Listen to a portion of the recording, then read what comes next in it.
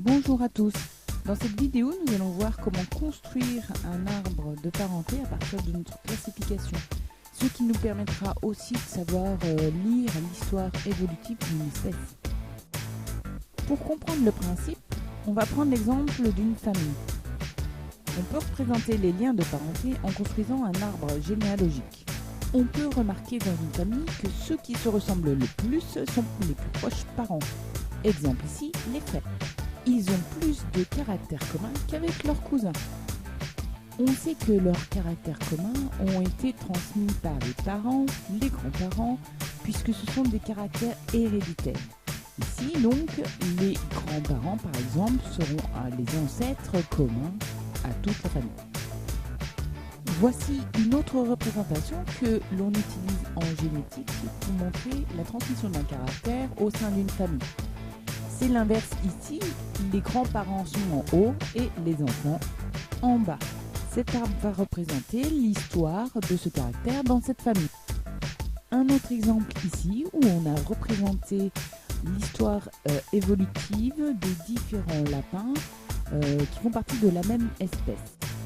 Le lapin le plus ancien est en bas cette fois. En réalité, il s'agit d'une population d'ancêtres communs à tous ces lapins car il faut des reproductions pour que des caractères nouveaux puissent apparaître entre des mâles et des femelles. Donc chaque lapin ici, c'est des populations en réalité. Ici, les lapins récents sont en haut, donc plus on va vers le bas, plus on remonte dans le temps. Prenons maintenant notre classification. Ici, une boîte avec les attributs poils, mamelles, pavillon externe, c'est les oreilles, avec comme exemple le chat et le lapin. On suppose que si le chat et le lapin ont un caractère commun ou plusieurs, c'est qu'ils ont un ancêtre commun. C'est cet ancêtre commun qui leur a transmis ce caractère. On relie donc le chat et le lapin par les branches d'un arbre. L'intersection représente l'ancêtre commun qui est hypothétique car on n'a pas forcément retrouvé de fossiles de cet ancêtre, mais on suppose qu'il a existé. Bien sûr, cet ancêtre avait poils, mamelles, pavillon. Je dis ancêtre, mais en réalité, c'est une population d'ancêtres. Dans notre classification, le chat et le lapin ont aussi 4 membres. Un caractère qu'ils partagent avec la tortue qui a aussi 4 membres mais qui n'a pas de poils. On suppose donc qu'une population d'ancêtres ont transmis ce caractère à la tortue, le chat, le lapin. Ils ont donc une population d'ancêtres communs. On va placer la tortue et l'ancêtre commun sur une autre branche qui sera donc plus ancienne. Avec notre classification emboîtée, on peut voir les ancêtres communs, c'est-à-dire ici l'ancêtre commun qui avait des poils, qui est plus récent car la boîte est plus petite finalement que l'ancêtre qui avait 4 membres, qui est plus grande. Ces 3 espèces sont en quelque sorte cousines, mais le chat a plus de caractères communs avec le lapin, donc il est plus proche parent. Plus elles partagent de caractères, ces espèces, et plus leur lien de parenté est grand. C'est un peu comme les frères et les cousins dans notre arbre généalogique.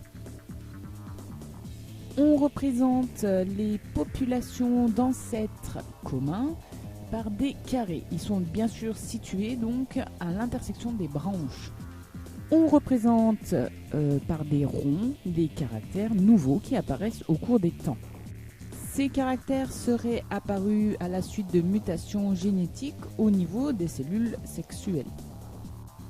Ce caractère nouveau apparu, s'il apportait un avantage, a pu se transmettre de génération en génération. On appelle une branche une des ramifications de cet arbre. Un nœud, c'est la population des ancêtres communs hypothétiques et un caractère donc nouveau, c'est un attribut. Les espèces sont toujours à l'extrémité des branches si elles sont actuelles. Dans notre exemple, le caractère 4 membres serait apparu le premier puisqu'il est partagé par les 3 espèces. La population ancestrale commune ayant 4 membres est représentée par le carré blanc. Le rond bleu représente le caractère poils, mamelles, oreilles externes, Puis on peut placer alors tortue, chat et lapin à l'extrémité des branches. On ne vous demandera pas cette année d'être capable de construire un arbre complet, mais de savoir le lire et le relier à la classification emboîtée.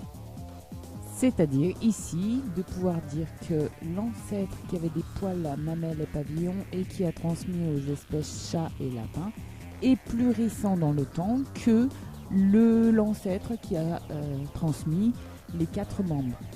Et de remettre les caractères au bon endroit sur l'arbre selon les espèces qui partagent ou non les caractères nouveaux.